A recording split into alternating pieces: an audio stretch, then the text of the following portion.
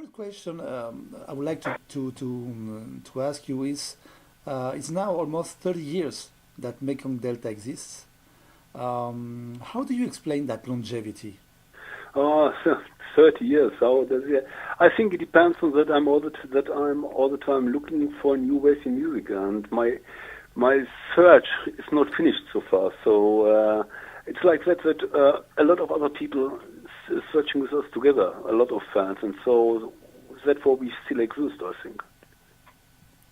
You tell about you are still searching something on music. What are you searching exactly on music? For the final composition, to say it that easy, it's all the time a step by step. You cannot go in such.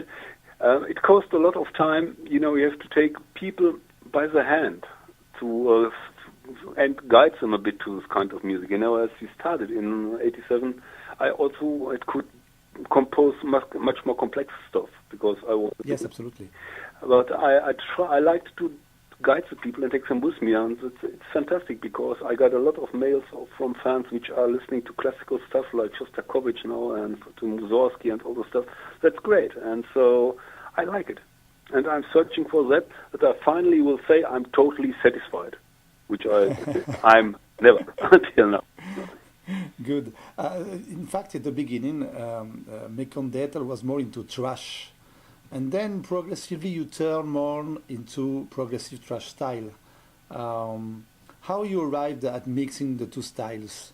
I think that depends. You have to know how Mekong Delta was founded. It's a quite funny story, which most of the people didn't know because there are a lot of rumors how it was founded. But the real deal is, Jörg Michael from Stradivarius, I think. Yes. Yeah, and he's a quite good colleague for me from the old days. I haven't seen him since years, but at that time I would say we met really nearly every evening. And I got a studio, and he was a very good drummer for that time. And there's all the time a lack of good drummers, so I can give him a lot of jobs as studio drummer. And after a while, we came into discussions. After he had done his job, we sit together drinking a beer and discussing. He's talking about rock, I talk about classic, and all where their cutting point, where what is. And one evening, it's actually like that he came up with a demo. And this demo, he was totally enthusiastic about. It was this demo from Metallica, where the song "Fight Fire with Fire" was on, and this "Fight Fire with Fire" was the first time where I say by myself, "Okay, this sounds interesting for me from the rhythm point of view." And I told him, but Jörg, it's only a very small part. You can do that much better." And so he told me, "Okay, make it better." And I composed 4 songs.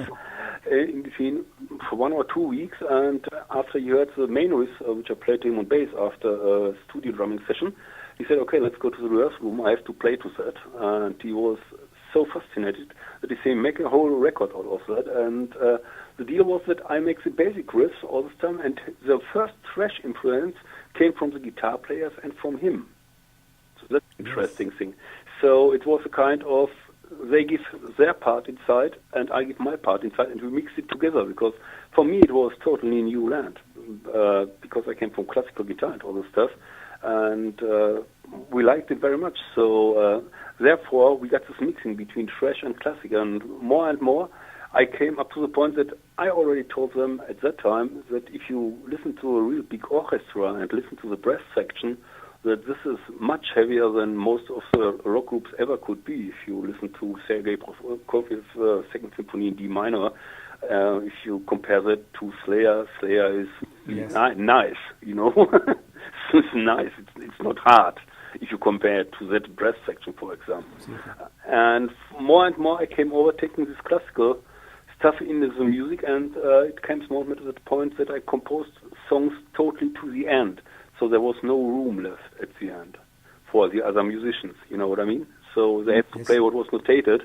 They could interpret it as they like, for sure. I never would tell them how to interpret that.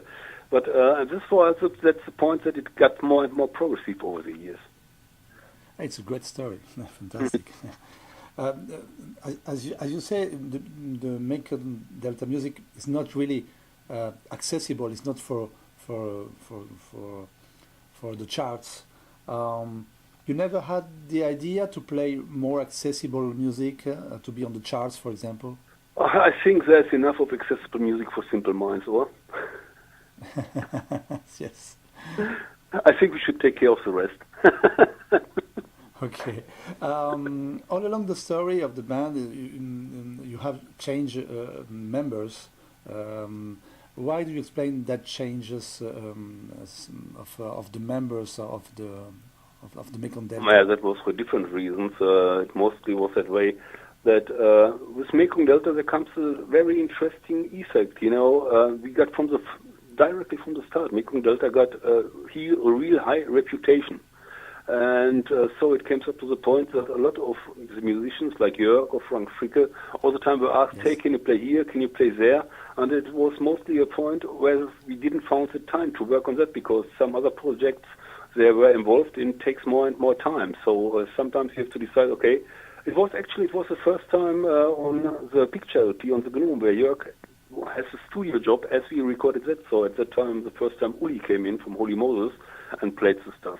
Yes. And on the other hand, it was like, for example, like Bobo, the singer, Kyle, he just did me a favor because this was totally not his music. He came from Genesis and Yes stuff. So as we didn't find a singer was able to sing on that stuff, he said, okay, I will do the job. And on dance, after listening to the first drafts of dance, he said, no, no way. Ralph, okay, you got now 3 albums where you can find another singer, so I will quit here, I must quit here, because I could not identify with it any longer. And it's also too stressy for my voice. You've got a totally different voice normally. If you can hear it, if you listen to the last song on this vocal solo thing on the musical production, there you can listen what his voice is normally like. And so Doug jumps in for that. Jörg left because he got 3 big major projects, which at least did not work, but he tried to, we all try to live for music. And so if there's a project where you think, okay, at that time in the early 90s, if you hear a major company is behind this group, even if this group is shit, you say, okay, I got my bread. And that's the deal why a lot of changes happens. It was never like that. We say, hey, you asshole, leave or something like that. Oh yeah, one time it was like that, but not from our side. It was the deep discussion between the both leading desk guitar players. They got for whatever reason they got stressed, and so that's where Uwe came in later on. Because if you make this kind of music, you got stress enough. You don't need stresses persons around you then. Exactly. And what do you think about the actual lineup of the band? It's very well, very well. I think if you, I got the luck that I all the time play together with very, very, very good drummers, for example, and I think Alex is the one on top. That's one of the best drummers I know from the world at the moment. And he's playing everywhere. He's even more he's even more around the world than Uli ever was, because he's playing in Shanghai, he's playing in Los Angeles, he's somewhere in Bolivia. Sometimes it's all the time funny if I notice where I got his emails from. Hey, greetings from Bolivia. Just playing show this evening. What are you doing there? Oh, having fun. And I think about Martin, you can't say nothing. He's educated in the stuff. He's a tenor, and after he made this point with Wonder was his first dive into the stuff. The problem was at that moment that Mekong Delta is like a big icon in front for everyone, and so they got too much respect. And after he's discovered this music for himself, especially after we make the intersections in between, where everybody agrees what he is doing, his new way of interpreting the vocals on the old stuff. So what he's doing on the new album is fantastic. If you listen to The Sliver in God's Eye, Yes. it's bombastic. Yes, exactly. What impresses us is the ability of Martin to change his voice. Yeah. For example, on the Armageddon Machine, It's very different from the inside B, as for example. Yeah, The, right. the voice is not the same, and it's very different. It's very fantastic, the change that Yeah, he that's can what put I in the like. voice. Yeah, that's what I like very much. You know, Bobo was also capable of that, but he couldn't bring it in. That was a big difference because he got a very cool voice and he got a very good head voice, which most of the people didn't have. You know, I just say that because a lot of the people say that he was not able to sing proper at the time, Bobo, you know, in the past. But it's all the time, he was able to do things like that also, but Martin is able to do, and he can do it and bring it in, what is the most important thing, you know. It depends on that he grows up with this kind of music. And so he exactly know what has to be done there. Especially what he is doing all the time, and I like it very much after I wrote the lyrics and we discussed the stuff, he tries to slip into the person which is in the song. That's quite cool. Can you tell us more about the writing process of In a Mirror Darkly? Yeah. Who brings the main ideas, or was it a collective writing process? Tell us more about that. Yeah, I can tell you in one word, everything is done by me. Yeah, but I can explain it to you because it's quite different on Mekong Delta with if you compare to other groups. You know, it's like that. I got a gigantic pool of ideas all the time around, because if I compose, let's say Wander on the Edge of Time, you choose, I don't know actually how many it was, let's just say 10 songs, but I got stuff for 50 songs. So for whatever reason, some didn't make it, maybe they didn't fit from the harmony side or didn't fit from the rhythm side, whatever, but this pool is all the time there. So if I start composing, I first look into this pool. And it's mostly like that I see something and say, okay, that's cool, that's worth to work on it. And this is mostly the starting point. To say it up front, to make an album like Into the Mirror Darkly, it cost me about 18 months, yeah, from the starting to the end. Mm-hmm. And Wanderer was longer. It was about 22 months from the starting to the end. The process is that way. After I've figured out what I would like to get, I got what I call basic riffs, or starting riff, or main riffs, which sound for me interesting enough that I could work with it. So what I do then is I give a call to Eric, who is, by the way, also a fantastic player. Yes. And there comes the first problem, is that most of the stuff I compose on concert guitar, on classical guitar, or on bass. Mm-hmm. The things on bass are not so complicated, but the stuff I write on Armageddon Machine is written on classical guitar, for example. Oh, it's incredible. It doesn't sound like. You have to listen to it. If I play it with distortion on a concert guitar, it sounds pretty cool. Okay. And then we come to the point that I sent him the midis, you know, the midis and basic playing. I send him over the mail so that he can listen to that, because it's quite difficult to transfer the things of classical guitar to the e-guitar. And after I listened to it quite a while, I think 1 week or something like that, we came up to the point that we make a discussion on the phone, what he thinks is possible or what not, and then he gives me some ideas how he would play it. And if I didn't agree with it, we make a meeting, and I came over to him, or he came over to me. What's the time? Where we got the best time, where we got the best meeting point. And I take my guitar with me, my classical guitar. I have to learn. I all the time say concert guitar. This word doesn't exist in English. So I got a hard time to say classical guitar all the time. Sorry for that. So I take with me my classical guitar and I play it in front of him. And it's mostly like that, even if I found the complicated thing, latest after 2 weeks, he found a way to interpret it on e-guitar like the way I would like to get it. And so if you find out how to do this, one of the most important steps is done, because I know at that moment that the strings, the guitars, are able to play it. With this basic riff then, they were sent it to Alex. And he should make up his mind what he would do, what he likes to do there, or what he can do there, or whether it's impossible to do something there with drums. Sometimes it's really quite hard to find a drum to some rhythms. For example, Armageddon Machine is a good example. To find a good driving drum there on the main riff, it's quite hard. So if this is done and everything fits together, drums for the main riff, drums, bass, and guitar. Martin is involved. And he got also the main riff, and then I go back to myself, and for about 4 or 6 months I start writing from this basic riffs the whole stuff. After done then, we meet again, and they got the draft of everything. So it's nearly complete, but it's a draft for where every song is maybe 4 or 5 minutes, and then we start working it out. And we want to say, somebody say, okay, maybe Martin said, for example, okay, let's do this riff 1 or 2 times more. I can make a better line there then. Or Alex said, this is interesting if I make that break there, and please let's play it again there or stop it there. And after this is done, mostly about 12 months are already gone. You know, they're gone from the starting point. And this is a point after this is done, everything is ready.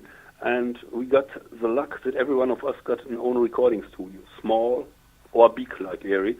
That's a good thing. Yeah, of course, you couldn't afford it. On the other ways wouldn't be possible. And then everybody can manage to play it in when he got the time. And what the most important thing is, he can play it in if he's in the mood, and he didn't have to deliver something where he's not satisfied with. Which, if you are in a studio and make such kind of music, you will get a problem. You got a deadline. You never got a deadline for that. I think if you got 4 months for recording by yourself, you should find a day where you are in mood, and you should find a day where you are in mood and play it the way you like it. Perfect. Yeah, and that's the whole state. And then we meet again when everything is done. We meet again at Eric's studio because he got the best mixing possibilities for everything. Every files are there, and he already makes a basic mix and all the stuff. So that's boring stuff, you know. It's boring for the engineer if somebody is behind him is all the time talking to him how it should sound like. It's better if you do it by himself. It's really that way. It's only if people are really young and first time in the studio, they think they have to say something to everything. That's boring. You know, the engineer couldn't do his right job then. Most of the people didn't know the steps, how to come to the point, how it should sound like. But if we come to the studio, it's mostly like that the stuff is done so far that there are only some points. Okay, let's make this a little bit louder, or let's put this guitar out and put this one inside there, and so on. And then it's done. And I'm 2 years older, and I'm totally... It's a very long process of writing and recording. But it's okay. The results is very fantastic. So that's a good thing. That's the deal with it. I don't like people who make a record every year and repeat themselves continuously every time. It makes no sense, you know. Then take your time, make up your mind what you would like to get, and then start recording. Didn't do it under pressure. Do it when you think you are ready. Yeah. Yes, it's better. Absolutely. What are the meaning of the title of the new album, In a Mirror Darkly? What does it mean? It's quite hard to explain for me in a foreign language, but I found a good one. Let's say it that way. If we imagine we live in a democracy, I say imagine because who knows? And I think that we live in democracy. I think, but it's my opinion. I'm not sure. I don't know what's happened in Germany at the moment. I'm not so sure. I believe it more in France, to tell the truth. And if you see this works, that's in a democracy. And if you say in a mirror darkly, it is the opposite like that. For example, you are in a democracy, in a mirror darkly, it is fascistoid. Mm-hmm. You know, the thing opposite. Offensive. It's hard to explain for me, really. Sorry for that. I try my best. I think that's the best thing you can say about it. It's the total opposite of that. It says you give somebody a kiss in this way, in a mirror darkly, you give him a hit. Okay. That's a simplest explanation. But I mean it quite a political way, anyway. Let's talk about some songs I've selected of the new album. For example, we have yet talked about the Armageddon Machine. For me, it sounds more heavier than the other songs. Do you think so also? Yeah, it's heavier, and I try all the time to offer a lot of spectrum inside an album, because everybody got a lot of facets inside, and so I also try to put the facets in the music. That's very interesting because as I already mentioned, you got this possibility of this land where the android is walking around. So you met a lot of different people, and so all people react different. And that's one of the things that you should do as a composer, to find the emotion and the facets of the people he is meeting.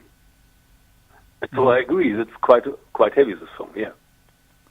There is another song, Inside the Outside of the Inside.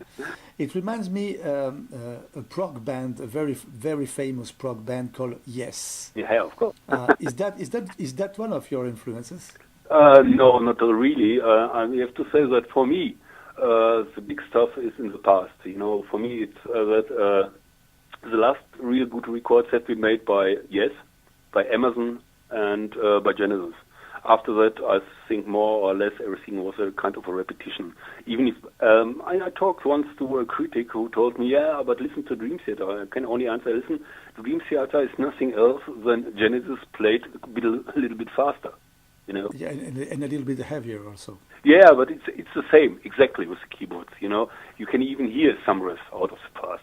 No, I'm not influenced in this way. What I try to do, especially on the inside, the outside of the inside, is I would like to get some of the 70 riffing on top of the modern riffing I make, and on top of the orchestral things.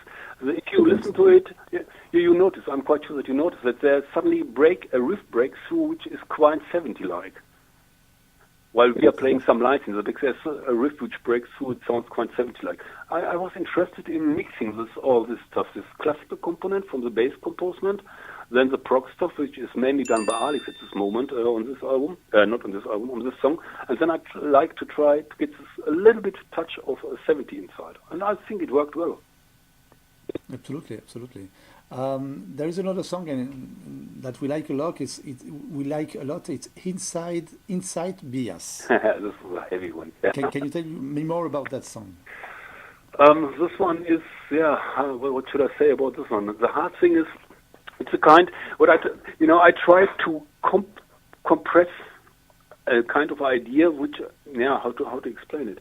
I got several rhythms, and what I tried is I like to show them in different harmonies and different rhythms.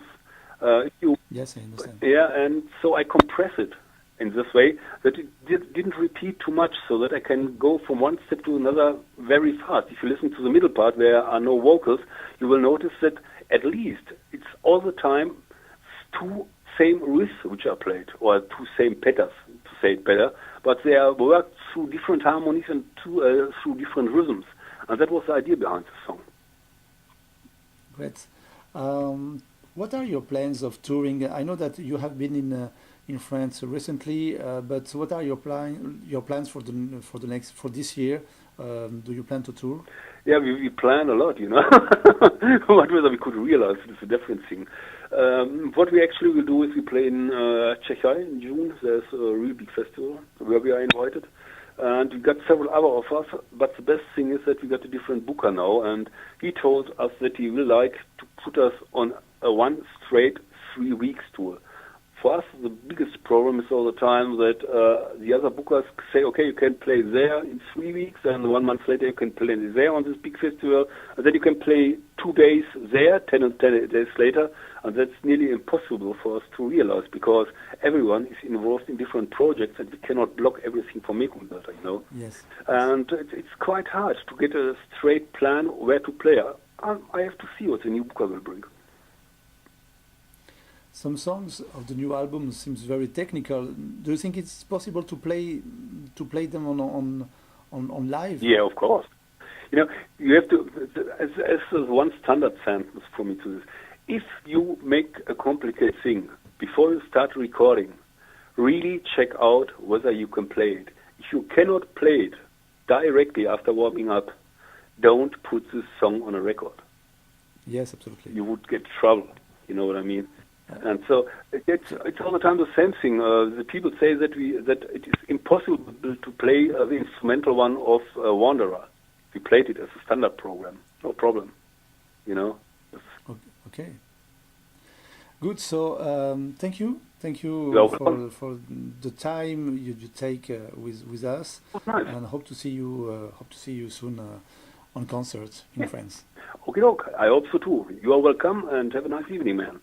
Au revoir.